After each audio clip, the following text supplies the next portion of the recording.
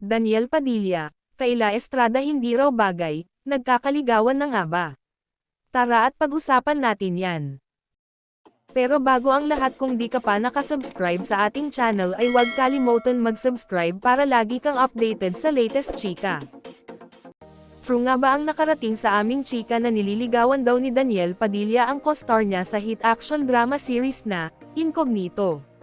Palagi raw kasing tinutokso si Daniel kay Kayla kapag magkasama sila, kaya marami ang nagtatanong kung totoong pinopormahan ng aktor ang dalagang anak nina Janice de Belen at John Estrada. In fairness, wala namang magiging problema kung sakaling magka-developan at magkainlaban ang dalawang kapamilya stars dahil kung hindi kami nagkakamali ay pareho naman silang single.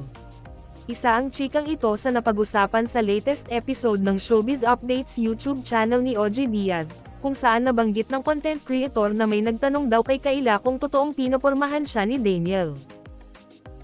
May nagtanong kay Kayla kung totoo bang nililigawan siya ni Daniel Padilla. Kasi sila yung parang laging magka-eksena sa Incognito. Si Max at si Andres, mga karakter nila sa serye, lahad ni OG. Pero sinang online host at talent manager, parang nabanggit sa akin yan ni Kayla sa aking interview.